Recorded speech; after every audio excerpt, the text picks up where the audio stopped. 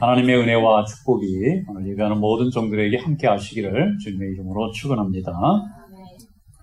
케네스 베이라는 분이 있습니다. 한 달 전에 우리 TV에 나온 이분에 관한 기사가 나왔는데 이분이 지금 북한의 감옥에 갇혀 있습니다. 한국 분이신데 미국의 2세 우리 아는 2세세요. 지금 북한에 많은 사람들이 살기가 어렵기 때문에 중국에 많이 탈북해서 나와 있습니다.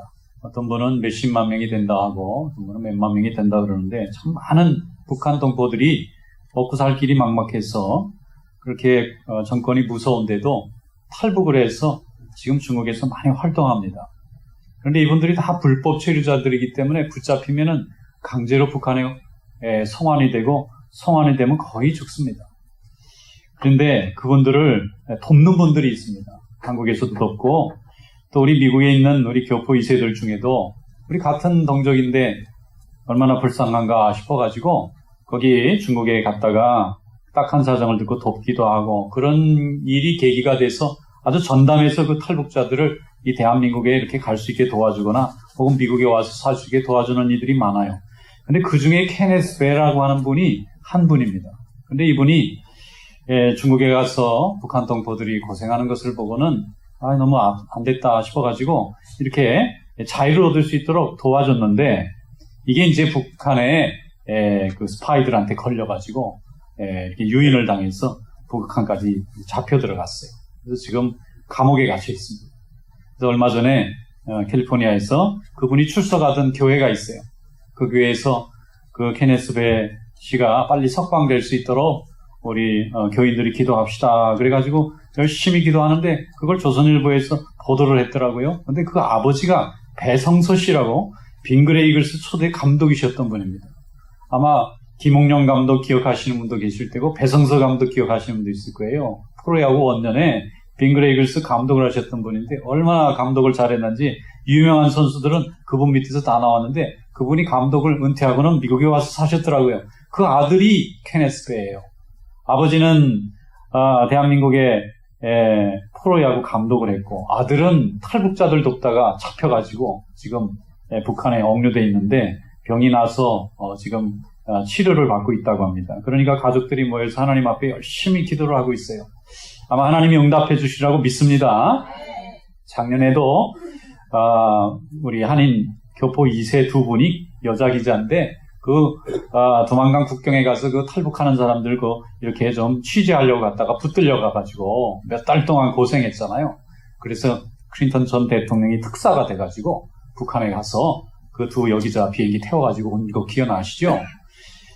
북한은 지금 돈이 없어서 절박하기 때문에 돈 벌려고 그러는 거예요. 죽이려면 소리도 없이 죽였겠는데 왜 서방 세계에 알렸겠어요? 돈 주고 가져가라 이 말이죠. 그러니까 하나님이 분명히 건져주실 것 같은데 그래도 모르잖아요. 이 스파이 노릇하다가 잡혀갔다. 그래가지고 괴롭히고 죽이면 어떡합니까? 그래서 목숨을 걸고 지금도 옳은 일을 하는 사람들, 목숨을 걸고 복음 전하려고 수고하는 사람들 참 많습니다. 우리가 그들을 위해서 열심히 기도할 수 있기를 축원합니다. 뭔가 옳고 복된 일을 하기 위해서는요, 생명을 걸어야 될 때가 있어요. 다 편안하게 칭찬받고 편안하게 인정받으면서 하는 일도 있지만은 세상에는 진리를 구하는 일에는 생명을 걸어야 되는 일도 있는 것입니다. 오늘 본문 말씀에 보면은 라합이라는 사람이 자기 생명을 걸고 지금 진리를 붙잡으려고 애를 쓰고 있습니다. 여리고 성에 사는 이 기생 라합은 자기 집에 어느 날 찾아온 두 사람의 손님이 이스라엘 사람이라는 것을 알게 되었어요. 그런데 이 이스라엘 사람들이 결국은 하나님을 믿는 백성이 돼서 자기가 사는 이 나라를 다 망하게 하고 하나님의 나라를 세울 거라는 것을 알고는 그 스파이들을 도와줬다는 얘기가 있습니다. 자기 동족을 배신하는 일입니다. 자칫하면 그 사실이 발각되면 자기 가족이 다 끌려가서 자기네 나라 왕에게 죽임당할 수 있는 위험한 일인데도 불구하고 그 스파이들, 말하자면은 이스라엘의 두 정탐꾼들을 몰래 도망갈 수 있는 길을 내줬는데 성경은 이것이 믿음으로 인한 판단이라고 말씀하고 있는 것입니다. 한번 본문 말씀 열어보도록 하겠습니다. 여호수아서 2장 12절부터 15절 말씀까지 함께 한번 읽어보겠습니다. 그러므로 이제 청하노니 내가 너희를 선대하였은즉 너희도 내 아버지의 집을 선대하도록 여호와로 내게 맹세하고 내게 증표를 내라. 그리고 나와 부모와 나의 형제와 그들에게 속한 모든 사람을 살려주어 우리 목숨을 죽음에서 건져내라. 그 사람들이 그에게 이르되 내가 우리의 일을 누설하지 아니하면 우리의 목숨으로 너희를 대신할 것이요 여호와께서 우리에게 이 땅을 주실 때에는 인자하고 진실하게 너를 대우하리라. 라합이 그들을 창문에서 줄로 달아내리니 그의 집이 성벽 위에 있으므로 그가 성벽 위에 거주하였습니다. 아멘. 지금 이스라엘 백성들은 큰 강한 민족이 돼서 요단강 맞은편에 진을 치고 있습니다. 요단강 이 서쪽에 있는 이 여리고 성이 가나안의 첫 번째 성인데 그 성도 굉장히 난공불락에 강한 요새입니다. 하지만 그 안에 있는 여리고 백성들은 너무 두려워합니다. 왜냐하면 이스라엘 백성들이 그동안 연전연승을 하면서 굉장히 강성한 민족이 돼서 이제 자기들과 전쟁을 할 수밖에 없는 상황이 되었어요. 그래서 라합도 생각하기를 저 이스라엘 민족이 참 신인 하나님을 섬기는 민족이고 자기들은 우상을 섬기고 엄난하고 타락한 문화를 가지고 있기 때문에 분명히 하나님이 이 나라는 망하게 하고 비록 자기의 조국이지만 망하게 하고 저들이 믿는 하나님의 나라가 이 나라를 차지하겠구나 하는 것을 알게 되었어요. 이 기생 라합이라고 하는 이 사람의 직업은 이 여관업 같은 걸 하는 것입니다. 오가는 나그네들이 거기 가서 밥 먹고 잠자고 그런 일을 하는 거예요. 그러다 보니까 지나다니는 사람 얘기를 얼마나 많이 들었겠어요. 이 사람이 수많은 소문과 얘기를 들으면서 저 이스라엘이라고 민족은 예굽에서 노예로 40년 전에 나왔지만 하나님이 이 가나안 땅을 차지하게 하시려고 키워놓으신 강한 민족이구나 생각하고 언젠가는 내 나라가 다 망할 것을 알게 되었어요. 그러면 라합은 어떻게 하면 구원을 받을 수 있을까 고민하고 있는데 하나님이 라합에게 기회를 주셨어요. 하필이면 이스라엘의 두 정탐꾼이 여호수아의 밀명을 띠고 가나안에 있는 특히 여리고 안에 있는 모든 정보를 모아라 그리고 보냈는데 이 사람이 라합의 집에 묵게 되었습니다. 라합은 생각합니다. 저 사람들이 나를 구원할 수 있는 유일한 길이 아니겠나 생각하고 있었어요. 그때 여리고의 왕이 찾아와서 라합에게 너희 집에 정탐꾼 둘이 숨어 들어갔다는 정보를 듣게 됐는데 내놔라 그랬어요. 라합이 내놓으면 되는데 안 내놨어요. 왜냐하면 자기가 살 수 있는 유일한 구원의 기회인데 내놓으면 안 되잖아요. 그러니까 왕에게 하얀 거짓말 했습니다. 우리 집에 온 건 맞지만요. 금방 갔는데 어디 갔는지 모릅니다. 그러니까 왕이 찾을 수가 없잖아요. 그리고는 지붕에 숨겨놓은 정탐꾼을 불러서 내려놓고는 얘기를 합니다. 내가 보니 당신이 믿는 하나님이 참 하나님이고 우리가 믿는 바알은 거짓 우상인데 당신의 하나님이 우리 민족을 다 멸망시키고 이곳에 하나님의 나라를 세울 것을 나는 믿는다는. 그런데 내가 살아갈 길은 당신들이 나를 살려주는 길밖에 없는데 내가 당신들에게 선하게 숨겨주고 잡혀가지 않게 했으니까 당신들도 나와 내 일가 식구들을 좀 살려달라고 그럽니다. 그러니까 정탐꾼이 그 라합이 가지고 있는 믿음의 놀라움을 금치 못했어요. 하나님이 이 땅을 우리에게 주시려고 이렇게 역사하시는구나. 그러면 내가 너희를 어떻게 도와주면 되겠느냐. 라합이 말하기를 너희들이 점령해서 여리가 다 망하고 수많은 사람이 다 죽임을 당할 때 우리 집에 들어온 사람은 아무도 죽이지 않겠다고 나랑 약속을 하고 너희 사령관과 약속을 해달라는 것이죠. 그랬더니 두 정탐꾼이 약속을 했어요. 그리고는 너희 집을 어떻게 그럼 구분하면 좋겠느냐. 수십만 명이 지금 전쟁을 하는데 그 집을 어떻게 구분해요? 그러면 내가 우리 집 창문에다 빨간 줄을 내려놓을 테니까 그 빨간 줄이 걸려져 있는 집은 구원의 방주로, 여기는 다른 사람들이 일체 칼을 들고 들어오지 않고 누구든지 내 집에 들어온 사람은 한 사람도 죽이지 않겠다고 나하고 약속을 해라. 참 똑똑한 여자예요.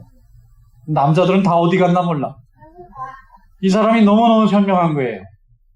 내 집에 들어온 사람은 나뿐만 아니라 내 가족과 내 형제까지 내 친척까지 아무튼 이 빨간 줄이 내려져 있는 이 집 안에는 아무도 칼 들고 들어오지 말고 죽이지 말아달라. 그럼 내가 당신들을 완전히 자유롭게 도망갈 수 있게 해주겠다고 약속을 하라는 거예요. 그래서 두 정탐꾼이 약속을 했어요. 그러면 그렇게 해주겠다. 그리고는 도망치게 해줬습니다. 두 사람이 도망가서 사령관인 여호수아에게 여차여차 사정을 다 얘기했더니 여호수아가 무릎을 치면서 이렇게 믿음이 좋은 여인이 저 이방 세계에 있다는 건 놀라운 일이다. 하나님이 우리에게 승리를 주시려고 하는 상징이니까 그 여인의 약속을 반드시 지켜라. 그리고 온 백성과 군대를 다 모아놓고 우리가 여리고성을 점령할 때에 기생 라합의 집에는 붉은 줄이 내려가 있을 테니까 그 집에는 누구도 들어가지 말고 거기는 아무도 죽이지 말고 다 그 집은 구원시켜라. 그리고 그 집 바깥에 있는 사람은 다 죽여도 좋다. 그래서 정말 전쟁이 일어났고 여리고성은 무너졌고 라합의 집에 모여 있었던 붉은 줄이 내려져 있던 그 집 안에 들어온 사람은 다 살아났는데 그 밖에 있는 사람들은 모두 다 죽임을 당하고 하나님의 나라가 그 여리고 또 가나안 땅에 서게 된 줄로 믿습니다. 여러분, 이것이 바로 구원입니다. 예수 그리스도의 보혈이 그곳에서 나타나고 있는 가정은 다 구원받았잖아요. 이스라엘 백성도 출애굽할 때에 어린 양의 피를 문설주에 바른 집들은 죽음의 천사가 다 패스오버했어요. 유월했어요. 그래서 그걸 유월절이라 그래요. 우리도 하나님께서 예수 그리스도의 보혈로 우리 심령에 인치시면은 사망의 마귀가 우리를 그냥 지나갑니다. 우리는 지옥의 고통에서 면제됩니다. 하나님 나라의 영원한 천국을 소유합니다. 그런데 그런 하나님의 축복과 예수 그리스도의 보혈의 능력이 우리에게 없으면 우리는 멸망받을 수밖에 없습니다. 그래서 요한복음 3장 16절에 우리 예수님이 말씀하셨잖아요. 하나님이 세상을 이처럼 사랑하사 독생자를 주셨으니 이는 저를 믿는 자마다 멸망치 않고 영생을 얻게 해주신다고 그랬어요. 예수 믿는 자만이 영생이 보장된 줄로 믿습니다. 이 라합이 얼마나 이스라엘 사람들에게 많은 인상을 줬는지 성경 곳곳에 라합 얘기가 나와요. 그의 출신과 그 신분은 천한 사람이었지만 그의 믿음은 그 어떤 배운 사람보다 더 영리하고 청명했기 때문에 자기뿐만 아니라 자기의 남편과 자식과 일가와 부모 형제를 다 구원하는 그런 구원의 인도자가 되었습니다. 마태복음 1장 5절에 보면은 예수님의 족보가 쭉 나옵니다. 거기에 보면은 아브라함이 이삭을 낳고 이삭이 야곱을 낳고 쭉 내려가다가 나중에 다윗을 낳고 쭉 내려가다가 예수님을 낳았다, 그런 얘기가 나오는데 거기 1장 5절에 보면은 살몬은 라합에게서 보아스를 낳고 보아스는 룻에게서 오벳을 낳고 오벳은 이새를 낳고 이새는 다윗왕을 낳았다 그랬어요. 그러면 이 라합이라는 사람이 나중에 유일하게 여리고에서 살아남아서 살몬이라는 사람하고 결혼을 했어요. 살몬이 연어가 아니고 이름이 그냥 살몬이에요. 그런데 이 살몬이라고 하는 이 남자가 라합하고 결혼을 해서 이 보아스를 낳았는데 보아스가 룻기서에 보면은 룻이 결혼한 사람이 보아스예요. 그리고 그 사람이 다윗 왕의 증조할머니가 되잖아요. 이방 여인입니다. 이스라엘로서는 받아들이기 어려운 혈통인데도 이 사람이 다윗 왕의 정통 적자의 로얄 패밀리 멤버로서 어머니가 된 거예요. 그런데 어디서 이런 축복이 온 것입니까? 믿음 때문에 그랬어요. 그 가정이 구원받는 데서 끝나지 않고요. 하나님이 그 여인을 축복하셔서 다윗 왕의 조상이 되게 만들었어요. 여러분, 이것은요, 믿음으로 선택한 자가 생명을 걸고 선택하면 하나님이 그런 축복을 주시겠다고 하는 증거인 줄로 믿습니다. 그래서 전하는 말에 의하면 그 살몬이 그 두 정탐꾼 중에 하나였다는 말도 있어요. 정확한 얘기는 없지만 히브리서 11장 31절에 보면은 믿음으로 기생 라합은 정탐꾼을 평안히 영접하였으므로 순종하지 아니한 자와 함께 멸망하지 아니하였도다 그랬어요. 믿음으로 그걸 선택했다는 거예요. 다 죽어갈 때 그 집만 구원받았다는 것은 믿음 때문에 그랬다는 것입니다. 야고보서 2장 25절에도 이렇게 말씀합니다. 또 이와 같이 기생 라합이 사자들을 접대하여 다른 길로 나가게 할 때 행함으로 의롭다 하심을 받은 것이 아니냐. 믿음 하면서 행동이 안 따라가는 사람, 이 차라리 라합을 보라 이거예요. 라합은 자기 믿음대로 목숨을 걸고 행동했어요. 그래서 자기만 구원한 게 아니라 온 가문을 다 구원하고 또 하나님 백성의 메시아의 계보를 이루는 어머니가 되었습니다. 여러분, 하나님 앞에 믿음의 선택을 이루는 성도 될 수 있기를 축원합니다. 하나님은 우리를 교회로 불러주셨어요. 교회는 그리스도의 보혈이 흘러가고 있습니다. 한 피바다 한 형제된 그런 교제가 있습니다. 우리는 모양도 다르고 또 형편도 다르고 또 살아온 환경도 다르지만은 예수 믿는 자녀로서는 하나가 되었습니다. 예수 그리스도가 우리를 구원하시기 위해서 십자가에 오르시고 그로 인해서 우리가 한 피바다 한 형제가 되었어요. 그래서 모든 예수 믿는 사람에게는 그리스도의 흔적이 있습니다. 세례를 받을 때 우리가 교인들에게 보이는 흔적이지만 성령 받을 때 성령이 인치심을 받는 것입니다. 라합은 마음속에 하나님이 살아계신 것을 굳건하게 믿었기 때문에 자기 생명을 내걸고 믿음을 선택했어요. 그랬더니 그는 구원을 이루게 된 줄로 믿습니다. 예수 믿는 나라는요, 예수 믿는 가정은, 예수 믿는 인생은 축복받는 인생이 될 줄로 믿습니다. 많은 사람들이 복받는 길을 많이 얘기하지만 예수만이 우리의 참된 소망이고 축복의 근원이 됩니다. 예수 믿어서 실패한 민족이 없어요.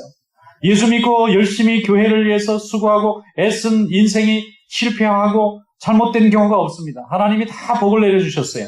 믿음을 가진 자는 믿음에 선택하게 돼 있어요. 믿음으로 선택한 사람 믿음의 열매가 나옵니다. 그리고 열매가 나온 사람 운명이 달라지고 축복받는 인생이 될 줄로 믿습니다. 예수를 믿는 믿음은 우리의 생명을 걸고 선택할 만한 가치가 있습니다. 지금도 북한에 있는 동포들은요, 북한이 예수 믿어서 복음으로 바뀌는 나라가 되기를 간절히 기도하고 있습니다. 그들은 우리와는 다른 체계 속에서 살지만 예수 믿어야만 이렇게 남한같이 하나님의 축복받는 나라가 된다는 걸 너무 잘 알고 있기 때문에 하나님 앞에 그들이 간절히 기도하고 있습니다. 여러분 북한 동포들을 위해서 많이 기도하시길 축원합니다. 그것에 교회가 세워지고 복음 전하는 종들이 많이 설 수 있기를 축원합니다. 만약에 하나님이 통일의 문을 열어주신다면요, 북한은 남한보다 2배 이상 부흥할 것입니다.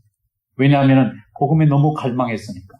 하나님이신 축복을 갈망하고 있으니까. 그리고 복음을 받고 예수의 복음을 받아들인 민족이나 나라가 잘못된 경우가 없기 때문에 그들이 간절히 복음을 구하는 줄로 믿습니다. 사도 바울은 자기 동족 유대인들을 사랑했어요.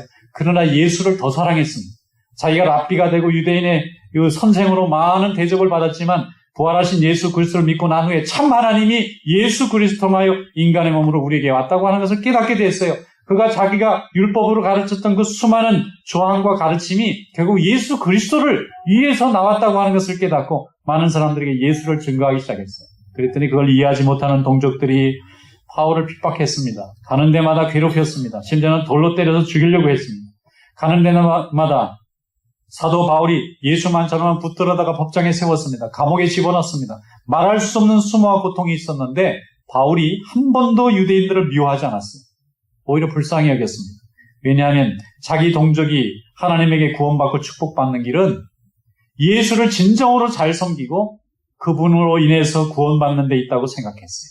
그래서 더욱 열심히 예수를 전하는 길이 더욱 열심히 자기 동족을 사랑하는 길이라고 생각했기 때문에 그런 핍박 속에서도 수많은 하나님의 역사를 이루고 그의 민족을 하나님께 구원으로 이끌어온 귀한 종이 된 줄로 믿습니다. 지금 중국의 그리스도인들이 1억 명이 가까이 매주 예배를 드린다고 그래요. 전 세계에서 가장 많은 교인들이 주일날 예배 드리는 나라가 거기입니다. 인구가 많기도 하지만 1948년에 중국이 공산화됐어요. 공산주의가 정권을 잡고 공산주의가 시작됐어요. 문화혁명이 일어났습니다. 종교를 가진 사람, 교회를 다니는 사람, 선교사들은 다 감옥에 가두고 몰아내고 쫓아냈습니다. 예수 믿기만 하면은 전부 다 추방당했어요. 교수들도 쫓겨나고 직장에서 쫓겨나고 학교도 다니지 못하게 했어요. 그리고 공직을 아예 차단해놨습니다. 그리고 너무 예수를 믿는 걸 강하게 주장하면 감옥에 가둬버렸어요. 그래서 사람들이 생각하기를 중국의 기독교는 없어졌다 생각했어요. 선교사들이 와서 세워놨던 모든 교회들은 다 공산당들의 회당으로 바뀌었습니다. 그래서 거기는 교회가 없을 걸로 생각하고 교회가 있어도 지하교회라고 생각했어요. 그런데 말이죠. 50년이 지난 후에 중국이 다시 세상에 개방을 했더니 거기에 어마어마한 교인들이 모여서 예배를 드리고 있는 거예요. 세계 모든 사람들이 깜짝 놀랐습니다. 그곳에 지금도 계속해서 예수 믿겠다고 교회 오는 사람들이 너무나 많습니다. 예수 믿었을 때에 하나님이 그 민족을 복을 주시는 것을 알았어요. 제가 2년 신학교 공부할 때 중국에서 유학원 그 목사님 한 분, 중국 목사님 한 분 있어서 잠깐 얘기할 기회가 있었어요. 근데 그분이 그런 얘기를 하더라고요. 거기는 사회주의 국가인데 예수를 잘 믿느냐 그랬더니 자기는 내조국 중국이 복받기 위해서 더 예수를 믿어야 된다고 생각합니다. 예수를 열심히 믿는 나라와 민족이 역사 속에서 복받지 않은 것을 본 적이 없기 때문에 내조국 중국이 비록 공산주의를 하지만은 더 예수를 열심히 믿어서 세상에서 머리가 되기를 바랍니다. 할렐루야. 그래서 중국은요 머지않은 장래에 세상의 기독교를 이끌어갈 교회가 될 줄로 믿습니다. 그들의 열정은 핍박 속에서 자랐기 때문에 순수합니다. 많은 중국 사람들이 교회는 말이야 서구의 앞잡이인 줄 알았어요. 그들이 식민지의 대리자 역할을 했다고 생각했습니다. 그런데 50년 동안 완전히 가둬놓고 감옥 속에 집어넣고 교회를 핍박했는데요. 아무 지원도 없고 아무 혜택도 없고 아무 좋은 일도 없는데도 예수 믿는 걸 보고 중국의 인민들이 깼어요. 아, 예수라는 것은 이게 서구의 앞잡이가 아니고 이게 정말 한 민족에 복을 주는 참된 진리의 도로구나. 그래서 많은 사람들이 예수에게 돌아왔습니다. 교회를 핍박하는 일에 관여한 사람일수록 교회에 돌아왔어요. 그래서 돌아와서 집사도 되고 장로도 되고 하나님의 백성들이 많이 돼서 지금 얼마나 하나님의 교회가 중국에서 커지는지 몰라요. 중국은요, 교파가 없어요. 우리가 장로교를 전해도 중국교회가 되고 감리교를 전해도 중국교회가 됩니다.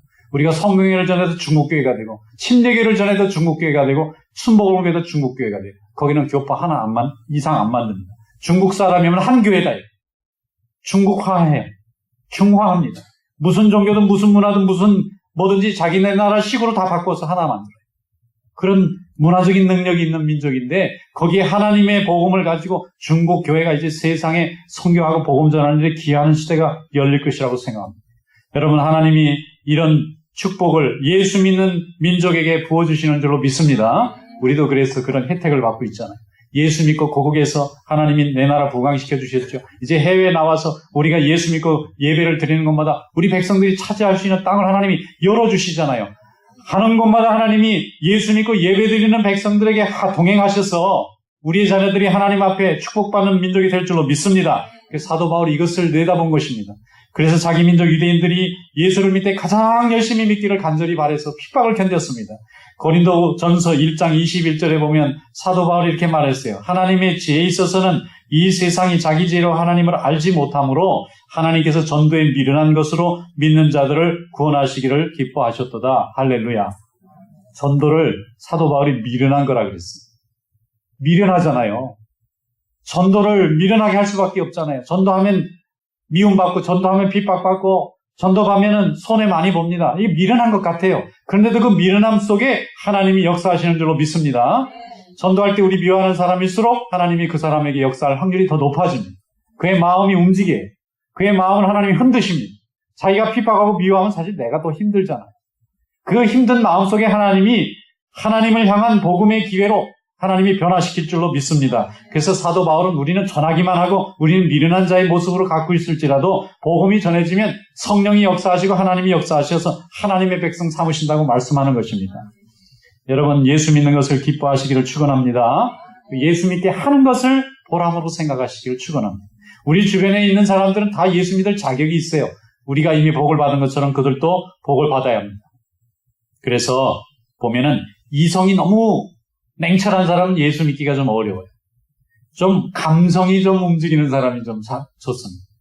그리고 감성이 움직이는 사람보다 좀 영성이 움직이는 사람이 더 좋아요. 그래서 이성보다는 감성보다는 영성이 움직일 때에 우리 마음속에 성령의 충만한 은혜를 경험하고 하나님께서 깨닫게 하시고 지혜도 주시고 지식도 주시고 은사도 주시고 하나님께서 능력도 체험도 허락해 주시는 줄로 믿습니다. 우리는 보이지 않는 세계의 실체를 통해서 보이는 세계의 영향을 받는 사람입니다. 하나님이 지금도 함께 하시는 줄로 믿습니다. 미움을 이기는 힘, 하나님이 주시는 힘인 줄로 믿습니다. 제가 아는 분이 어릴 때 큰 집안의 종손이었는데 어머니가 예수 믿는 집안에서 시집 왔다 그래요. 그러니까 그 집안에서 얼마나 미워했겠어요. 예수 믿는 며느리가 하나 와서 집안 분위기를 다 엉망으로 만드는 거예요. 그러니까 그 어머니가 핍박을 많이 받았어요. 그 핍박받는 걸 이 어린 아들이 어릴 때부터 보면서 자랐어요. 그래서 어머니가 눈물을 흘리면서 교회 가고 돌아오면 핍박받는 것을 보면서 어머니를 사랑하게 되고 어머니가 믿는 예수를 사랑하게 되었어요. 어머니가 도대체 무엇 때문에 저렇게 예수를 저렇게 붙들고 계실까? 그러다가 이 아들이 어머니의 그 예수를 영접하게 됐어요.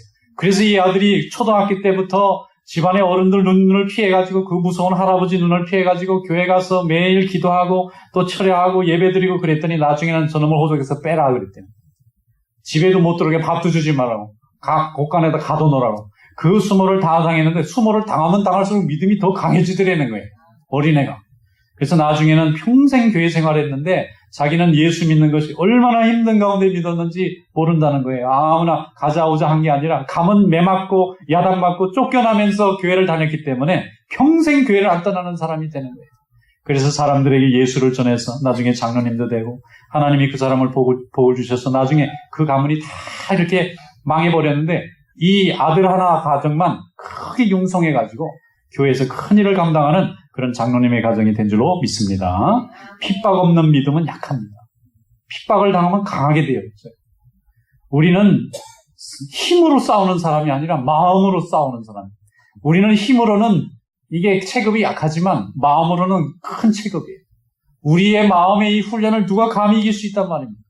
우리는 인내할 줄 알고 기다릴 줄 알고 기도할 줄 알고 하나님 앞에 구할 줄 알기 때문에 어떤 사람도 우리 마음을 못 흔듭니다. 근데 마음이 약한 사람은 육신의 힘으로 하려니까 넘어지는 거예요.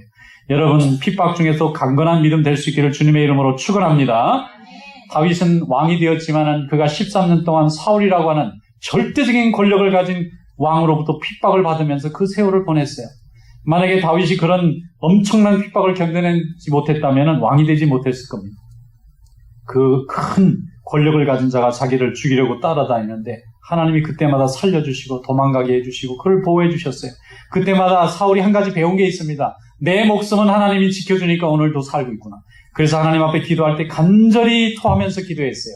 시편 28편 1절에 보면 여호와여 내가 주께 부르짖으오니 나의 반석이여 내게 귀를 막지 마소서 그랬어요. 얼마나 절박하게 기도했으면 귀를 막지 말아달라. 주께서 내게 잠잠하시면 내가 무덤에 내려가는 자와 같을까 하나이다. 내가 주의 지성소를 향하여 나의 손을 들고 주께 부르짖을 때 나의 간구하는 소리를 들어주시옵소서. 날마다 기도하는 것이 살려달라는 기도입니다. 하나님이 그의 기도를 들어서 살려주시고 그 엄청난 핍박을 견딘 후에 때가 되매 사울은 죽고 다윗은 왕이 되도록 하나님이 만드신 줄로 믿습니다. 생명을 걸고 하는 기도는 믿는 자만 할 수 있는 기도고 그런 믿는 자의 기도 위에 하나님의 능력이 함께할 줄로 믿습니다. 술독에 빠져서 아무 소망 없이 사는 남편이 있었어요. 그 아내가 남편을 아무리 설득해도 그 껍데기 속에서 나오질 못하는 거예요. 소망을 잃어버리니까 아무것도 안 하려고 하는 거예요. 그래서 부인이 눈물로 하나님 앞에 기도하고 이 남편이 이번 기회로 예수 믿게 해달라고 했더니 하나님이 역사하셔서 술독에 빠져있던 남편이 조금 정신 차리고 교회에 나오기 시작했어요. 그리고 부인과 함께 열심히 기도하고 함께 합심하니까 하나님이 축복해 주셔서 가정의 형편이 나아지기 시작했습니다. 나중에는 그걸로 해서 예수 믿는 새 소망이 생기게 되었어요. 이 교회에서 직분도 받고 다른 사람을 구원하고 축복하는 일에 헌신했습니다. 나중에 온 가정이 다 구원받고 지금 하나님의 좋은 일꾼이 된 줄로 믿습니다. 여러분 인생을 변화시키는 힘은 사람에게서는 나올 수가 없습니다. 세상에서는 구할 수가 없어요. 그것은 오직 생수 되시는 우리 예수 그리스도에게 밖에는 나올 수가 없는 것입니다. 가이사랴의 고넬료가 베드로를 초청해서 온 식구들을 다 모아놓고 예수의 말씀을 전할 때 성령이 함께 하셨습니다. 그리고 나서 예수를 믿어야만 내 가정이 구원받고 내 민족이 구원받는 걸 깨닫고 그 자리에서 세례받아서 가이사랴의 성령 강림절 사건이 일어나게 되었는데 이 고넬료가 이방인 최초로 성령 받고 세례받은 교인이 되었고 얼마 후에 온 제국에 고넬료 같은 가정들이 어마어마하게 많이 생겨나게 되었어요. 사도 바울이 베드로가 이 고넬료에게 이렇게 말하지 않습니까? 주 예수를 믿으라. 그리하면 너와 내 집이 구원을 받으리라. 여러분 우리 인생의 복을 받고 우리 가정의 복을 받고 우리 민족이 복을 받고 우리의 모든 공동체가 복을 받는 길은 오직 예수 믿는 길밖에 없는 줄로 믿습니다. 다른 걸로는 불가능하다 그랬습니다. 오직 예수의 이름이 그 능력이 우리를 구원한다고 말씀했습니다. 우리의 민족도 구원하고 우리의 모든 것을 다 새롭게 하시는 능력이 우리 예수님에게 있는 줄로 믿습니다. 예수님에게 새로운 소망을 가지고 세상을 향해서 예수의 복음을 증거하는 그런 귀한 종들이 다 되시기를 주님의 이름으로 축원합니다. 기도하겠습니다. 감사하시고 은혜가 많으신 하나님, 우리가 예수의 자녀가 되게 해주시고 하나님의 백성으로 삼아주신 것을 감사드립니다. 이 세상을 구원하고 변화시키는 하나님의 능력이 주 안에 있음을 깨닫고 날마다 주님과 교제하며 주님께 맡기신 사명을 잘 감당하여 하나님 나라를 확장해 나가며 주님께 영광을 돌리는 귀한 종들이 되게 하여 주시옵소서. 예수님의 이름으로 감사하며 기도하옵나이다. 아멘.